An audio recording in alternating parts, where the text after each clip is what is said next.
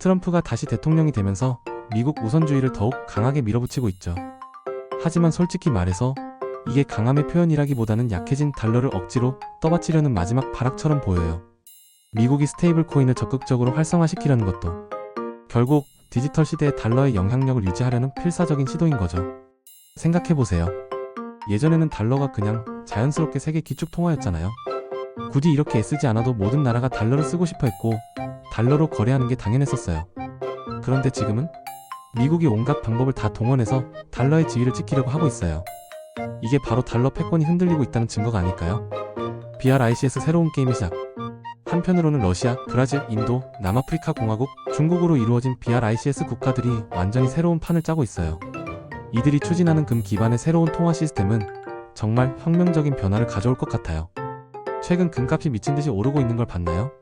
이게 우연이 아니에요. BRICS 국가들이 금을 기반으로 한 새로운 화폐 시스템을 준비하면서 전 세계가 금에 대한 관심을 갖기 시작한 거죠. 이미 많은 나라들이 달러 의존도를 줄이고 금 보유량을 늘리고 있어요. 사실 이런 변화는 어느 정도 예상할 수 있었어요.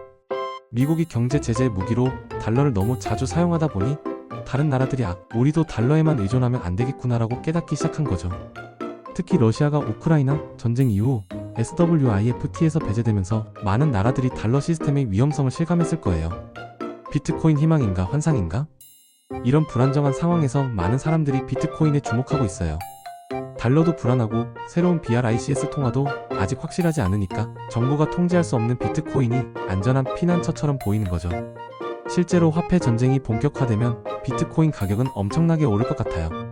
사람들이 정부의 통제를 받지 않는 자산으로 몰려들 테니까요.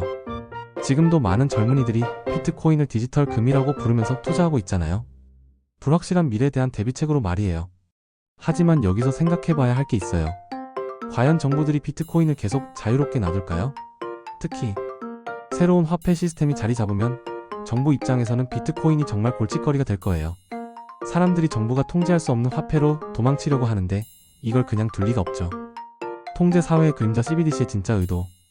BRICS의 새로운 통화 시스템이 성공하면 그들이 추진할 CBDC 중앙은행 디지털 화폐는 지금 우리가 상상하는 것보다 훨씬 강력한 통제 수단이 될 거예요. 모든 거래가 디지털로 이루어지고 정부가 실시간으로 누가 언제 무엇을 샀는지 다 알 수 있게 되는 거죠. 생각해보세요. 현금이 사라지고 모든 거래가 디지털로만 이루어진다면 정부가 마음만 먹으면 특정 사람의 계좌를 동결시킬 수도 있고 특정 상품의 구매를 제한할 수도 있어요. 사회 신용 점수가 낮으면 고속철도 표를 살 수 없게 하는 중국의 시스템처럼 훨씬 정교하고 강력한 통제가 가능해지는 거죠. 이런 시스템에서 비트코인 같은 탈중앙화 화폐는 정말 위험한 존재가 되겠죠. 정부가 통제할 수 없고 추적하기 어려운 자산이니까요. 그래서 결국에는 비트코인에 대한 강력한 규제나 금지 조치가 나올 가능성이 높아요. 개인의 자유 vs 시스템의 안정성. 정말 복잡한 딜레마예요. 한편으로는 개인의 경제적 자유와 프라이버시를 원하지만 다른 한편으로는 사회의 안정성과 질서도 필요하거든요. 새로운 디지털 화폐 시스템이 가져올 편리함과 효율성은 분명히 매력적이에요. 즉시 결제, 낮은 수수료, 투명한 거래 기록 등등. 하지만 그 대가로 우리가 잃게 될 것들도 많아요. 익명성, 거래의 자유, 정보 감시로부터의 자유 같은 것들 말이에요. 특히 우리 같은 젊은 세대에게는 이런 자유가 정말 소중한 가치잖아요. 미래에 대한 선택. 지금 우리는 역사적인 전환점에 서 있어요. 앞으로 몇 년 안에 세계 화폐 시스템이 완전히 바뀔 수도 있고 그에 따라 우리의 경제적 자유도 크게 달라질 수 있어요. 어떤 사람들은 이런 변화에 저항하면서 기존의 자유를 지키려고 할 거예요. 비트코인을 사거나 금을 모으거나 아니면 다른 방법으로 정부의 통제를 피하려고 하겠죠.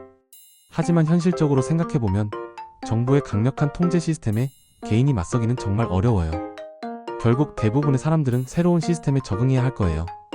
새로운 디지털 아이디를 받고 새로운 결제 시스템을 사용하고 더 강화된 정보 감시 하에서 살아가게 될 거예요. 물론 이것도 나름의 장점은 있을 거예요. 더 안전하고 효율적인 사회가 될 수도 있고 범죄나 탈세 같은 문제들이 줄어들 수도 있겠죠. 우리가 준비해야 할 것들. 그렇다면 우리는 어떻게 준비해야 할까요? 일단 이런 거대한 변화의 흐름을 정확히 이해하는 것부터 시작이에요. 달러 패권의 몰락, BRICS의 부상, 디지털 화폐의 확산, 이 모든 것들이 어떻게 연결되어 있는지 파악해야 해요. 동시에 개인적으로는 다양한 자산에 분산 투자하는 것도 중요할 것 같아요. 달러만 가지고 있기도 위험하고 비트코인만 믿기도 위험해요. 금, 부동산, 주식, 암호화폐 등 여러 자산에 나누어 투자하면서 어떤 변화가 와도 대응할 수 있도록 준비하는 게 좋겠다고 하는데 결국에는 모든 것이 다 무의미하게 됩니다. 정부의 통제의 화폐는 개인의 자유나 재산을 용납하지 않게 될 것입니다. 성경은 666표를 받은 사람만 매매하고 그것을 받지 않으면 목이 베일 수 있다고 적혀 있습니다. 그렇다면 엄청난 사회주의 체제가 완성되는 것이 될 것입니다.